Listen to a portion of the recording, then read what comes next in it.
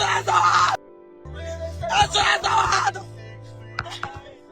The widow of the man killed, reportedly for turning into a stranger's driveway, is only talking to Fox 13 tonight.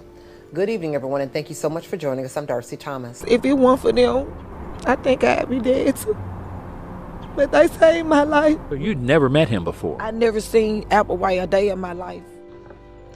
And the last thing I need, somebody say I'm alive.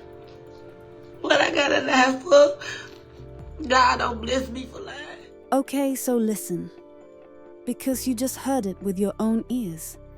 And I need you to understand how wild this timeline is. We're talking about a woman who goes on Facebook Live having a full-blown, no-holds-barred meltdown about catching her husband cheating.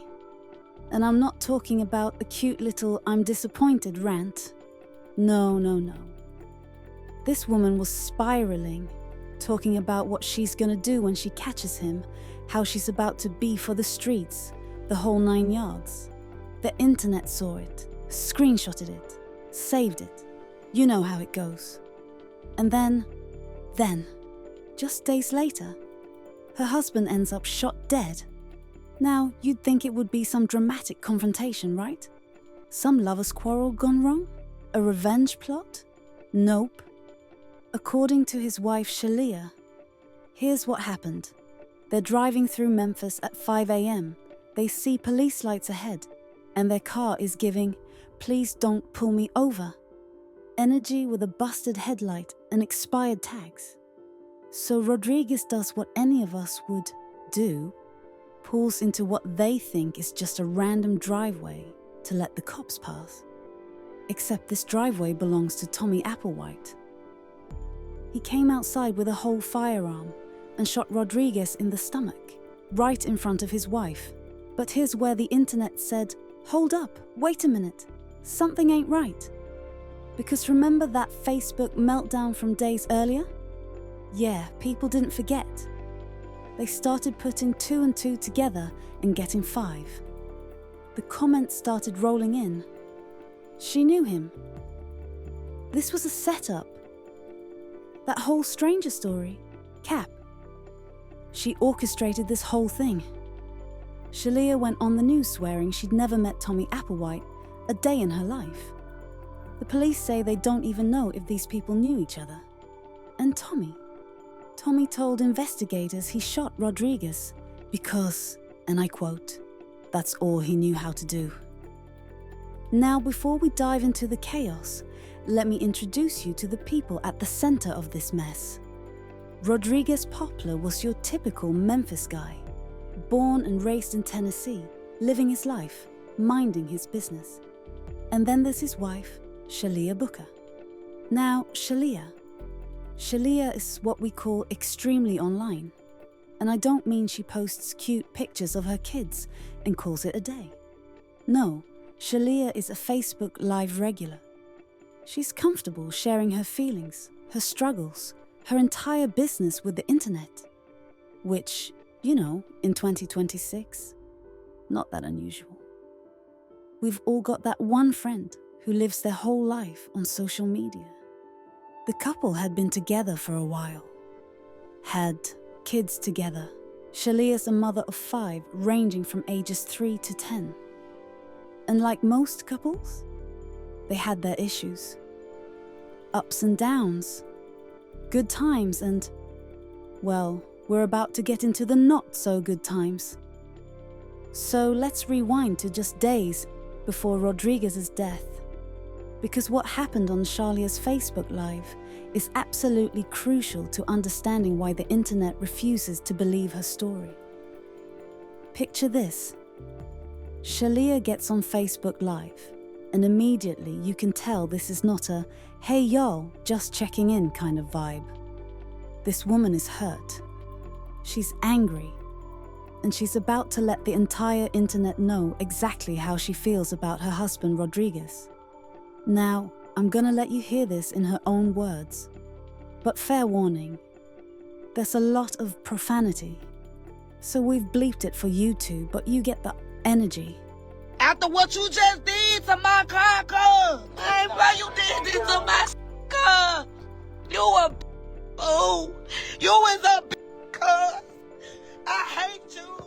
Okay, so, yeah, that happened. That really happened. And she wasn't done. Shalia kept going, talking about how her husband shot up her car in front of their kids. How she's been holding him down, making his way. And this is how he repays her. By cheating. And then, and this is the part that makes everyone's ears perk up, she starts making threats. Listen to this. When I catch some food, I'm a I nobody know about me stop food. I nobody know stop me, cuz. I mean it. Now, when someone says, I'ma show you what I'm gonna do when I catch you. On the internet, we all know that's not usually followed by, bake you a nice cake. That's threat language. And Shalia, she was in her feelings heavy. She talked about how she's not calling the police. She's handling this herself. How the state troopers are the only thing saving him. How when she catches him, it's on. And then, because apparently we hadn't reached peak messiness yet, she pivoted to talking about how she's about to be for the streets. Talking about, well, let's just say she had some very specific plans for revenge that involved other men. Very specific. Very explicit. Very much putting her business out there for the world to see. But here's the problem. The internet. The internet is forever. Screenshots are forever. And when your husband ends up actually dead just days after you very publicly threatened him on Facebook Live, people are gonna have questions. Now, was Shalia serious about any of this? Was she just venting? Was this just a woman at her breaking point saying things she didn't mean? We don't know. But what we do know is that this video existed. It went viral in their community. And when Rodriguez died, people immediately remembered it. The comment section started looking like a detective agency. People were pulling up timestamps, making theories, connecting dots that may or may not have been there to connect. So that's where we are emotionally when we get to the night of January 9th, 2026. Or technically, the early morning of January 9th, because this all went down around 4:45 a.m. Now, according to Shalia, here's what happened. She and Rodriguez were driving through the Fraser neighborhood of Memphis. It's early, like the sun hasn't even thought about coming up yet early. And as they're driving down North Tresevant Street, they spot something that makes every driver with a less than perfect vehicle nervous. Police lights. And remember, their car is not exactly passing inspection. They've got a busted headlight and expired tags.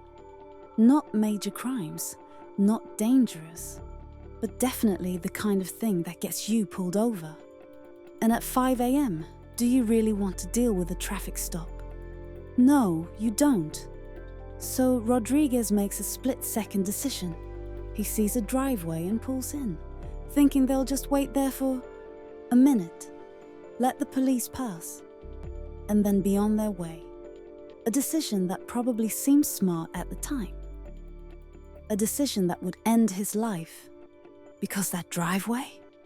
It belonged to Tommy Lee Applewhite. So Rodriguez pulls into this driveway, 3600 block of North Tresevant Street, and they're just sitting there, probably relieved they dodged that traffic stop. Maybe Rodriguez is checking his mirrors, making sure the coast is clear. Maybe Shalia's on her phone. Normal stuff. But then they see movement. Someone's coming out of the house. And it's Tommy Applewhite, 43 years old, standing in his doorway, and he is not happy about this situation. According to Shalia, Tommy came out already holding a gun. Not to check what's going on, not to ask if they needed help. He came out armed and ready. So Me paint this picture clearly. Tommy points a gun at Shalia through the car window. Rodriguez sees his wife with a gun in her face and does what most people would do. He gets out of the car. Maybe to explain, maybe to de-escalate, maybe to protect her. And Tommy opened fire. Shot Rodriguez in the stomach. And Rodriguez collapsed right there in the driveway. Now here's the thing that probably saved Shalia's life. Remember those police they were trying to avoid? They were literally right there, like within earshot. Because they were responding to an alarm call at a school about a block away when they heard arguing, then gunshots. Officers arrived at the scene in less than 1 minute. And when they got there, Tommy was still standing there holding the gun. The police ordered Tommy to drop the weapon. And you know what this man said? He walked toward his door and said, "This is my house." Then tossed the gun in the doorframe like this was some casual Tuesday morning activity. Meanwhile, Rodriguez is lying in the driveway, bleeding out from a gunshot to his stomach. Paramedics rushed him to the hospital, but he didn't make it. Rodriguez Poplar was pronounced dead. All because he pulled into the wrong driveway. Tommy Lee Applewhite was arrested on the spot and charged with attempted second-degree murder. Once Rodriguez died at the hospital, those charges got upgraded to second-degree murder, aggravated assault, being a convicted felon in possession of a handgun, and employment of a firearm during commission of a dangerous felony. Now, you might be thinking, okay, maybe Tommy just panicked. Maybe he's never been in a situation like this before. Maybe... No. Stop right there. Because Tommy Applewhite, this is not his first rodeo. Not even close.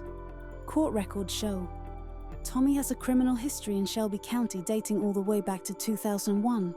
Multiple run-ins with the law for drug charges, gun charges, the works. But the most serious case, that was in 2007. 19 years before he shot Rodriguez, Tommy shot another man twice. At a Fraser apartment complex after they'd had a fight a week earlier. The victim survived. Tommy pleaded guilty to attempted murder. And you know how much time he served. 3 years. That's it. 3 years for shooting someone twice. And here's the kicker. At the time Tommy shot Rodriguez in 2026, he was on active probation for a 2022 gun charge. This man was literally on probation for a gun crime when he committed another gun crime that ended someone's life. The system failed Rodriguez Poplar before he even pulled into that driveway. In the immediate aftermath, Shalia sat down with Fox 13 for an exclusive interview. Police, they came so fast. If it weren't for them, I think I'd be dead too. But they saved my life. And honestly, you can see the trauma written all over her face. Shalia told reporters that if police hadn't been right there, she believes Tommy would have shot her too. And based on the fact that he pointed a gun in her face first, she's probably right. The reporter asked her the question everyone wanted answered. You'd never met him before. I never seen Applewhite a day in my life. Never met him. Never seen him. According to Shalia, Tommy Applewhite was a complete stranger. She explained that they only pulled into his driveway because they saw police lights and panicked about the broken headlight and expired tags. That's it. No conspiracy, no affair, no confrontation. Just wrong place, absolutely wrong time. At the time of this interview, Shalia was still in shock. She'd just watched her husband get murdered in front of her. She was now a widow and a single mother to 5 kids, ranging from ages 3 to 10. And she was trying to process how her life went from normal to nightmare in the span of 2 minutes. So Shalia does this interview, she tells her story. And you'd think people would have some sympathy, right? Woman just watched her husband get murdered in front of her. She's got 5 kids to raise alone. She's traumatized. Maybe cut her some slack. Yeah, no. This is the internet we're talking about. And the internet has no chill. Comments started flooding in immediately. And they were not kind. People started pulling up that Facebook Live from before the murder. You know, the one where Shalia was threatening Rodriguez, talking about what she was going to do when she caught him. Yeah, people didn't forget about that. The conspiracy theories started spreading like wildfire. Some of the comments said things like, Shalia's husband got robbed at the same house 2 weeks ago. They went back there. This wasn't random. Tommy and Shalia were messing around. She set her husband up. Nobody comes out their house when you pull in a driveway unless they were expecting somebody. This wasn't a stranger killing a stranger. They knew each other. And look, I get why people were suspicious. The timeline is weird. You threaten your husband on social media, and then days later he's dead. That's gonna raise eyebrows. That's going to make people question things. But here's the thing. None of these theories had any proof. No screenshots of Shalia and Tommy together. No witnesses saying they'd seen them before. No evidence of any prior connection. Just people online doing what people online do best, speculating based on vibes. Even the police said they didn't know if Tommy and Rodriguez Shalia knew each other. If the investigators can't confirm it, why is the comment section so sure? But the internet had decided Shalia was lying. This was a setup, and she was about to pay for it. Now, if you thought Shalia was just gonna sit back and let people drag her name through the mud, you don't know Shalia. Because remember, this woman lives on Facebook Live, and she was about to use that platform to defend herself hard. Shalia went on Facebook Live multiple times after Rodriguez's death, and these videos, they were raw. We're talking grief, anger, frustration, and a whole lot of defending herself against the internet's accusations. And the last thing I need somebody to say I'm alive. What I gotta lie for? God don't bless me for lying. You can hear it in her voice. She's exhausted. She's hurt. And she's pissed that people are questioning her while she's trying to grieve. She kept emphasizing, I never met this man. I never seen Applewhite a day in my life. Over and over again. Like she was trying to will people into believing her. And then she dropped this bombshell.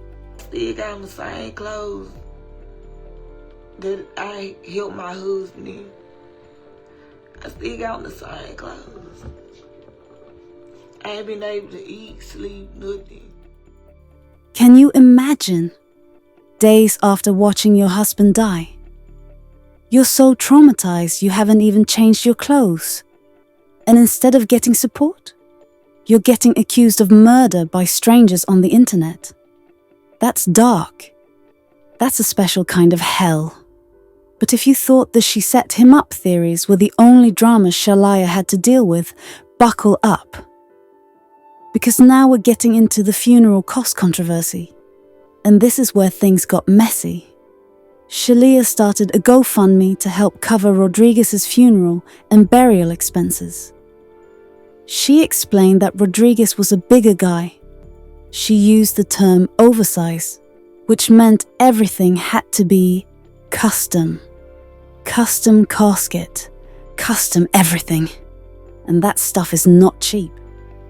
She was asking for help to give her husband a proper burial. Seems reasonable, right? Wrong.